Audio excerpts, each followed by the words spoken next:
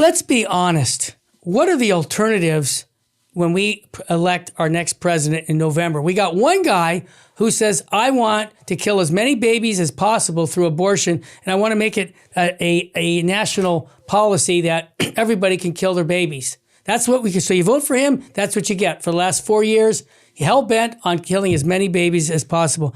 Then you got another guy who's already shown us 4 years to be the most pro-life president in history, who put in judges to overthrow Roe versus Wade, which saved tens of thousands of babies' lives. I don't know, Jess. I've got common sense. I know that voting for President Trump, he's no saint. I got that. Yeah. And he's not even Catholic. Okay, I get that. He's in for things that are immoral, like in vitro fertilization. I get that. But let's look at who's going to move the football closer to the touchdown.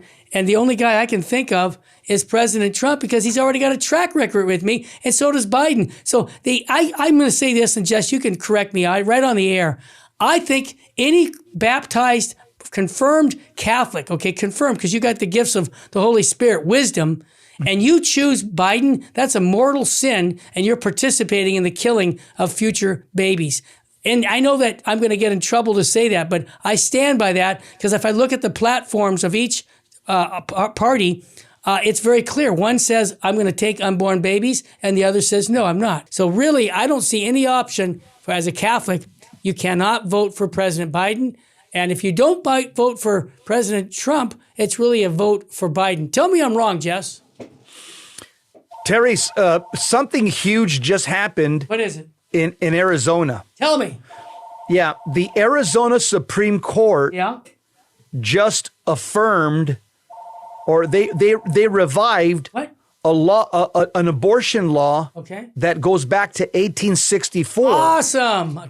And so today, the Arizona's top court banned abortion in virtually all instances.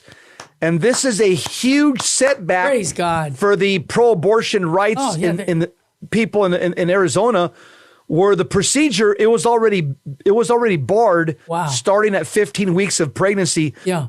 So we're about to enter into the fight of our life here in Arizona because the Supreme Court banned it. Wow. It went back to an 1864 Supreme Court law which bans abortion virtually in all instances. Wow. And so the left is going crazy in Arizona. I bet they are. Governor Katie Hobbs is going crazy. The leftist politicians.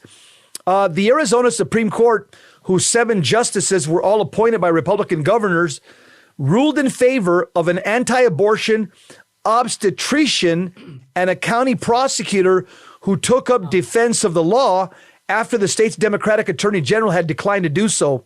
The law, enacted even before Arizona became a U.S. state, banned abortions except to save the woman's life and impose a penalty of up to 5 years in prison for anyone who performs an abortion. Wow. I'll tell you, Terry, this is a good day in Arizona today. Yeah, it is. I can tell you.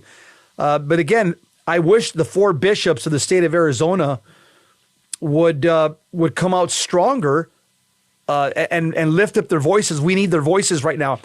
And I wish that they would speak out against, because the left is still trying to gather signatures to put it in the state constitution, and they're combing the streets like ants. Yeah. It's called the Arizona Abortion Access Act. Yeah. They're trying to gather signatures so they can put it on. I bet they will. Yeah, so they can bring it up to a vote. Yeah. Yeah. And this way they can enshrine it in the state constitution. Who knows what would happen at that point if that would happen. Yeah. If the Supreme Court would have the authority to step in. Well, who knows? That'll be interesting. Well, look with California. We've already done that. Our government has already said, we'll bring anybody in to kill their baby from other states. That's how bad it is here. That's right. I think it's abortion's already enshrined in the California Constitution. That's correct. Yeah. And the city down there in Arizona is a border town called Nogales, Arizona. Ah, Nogales. And that's where people are the farmers are having all kinds of problems there in Arizona.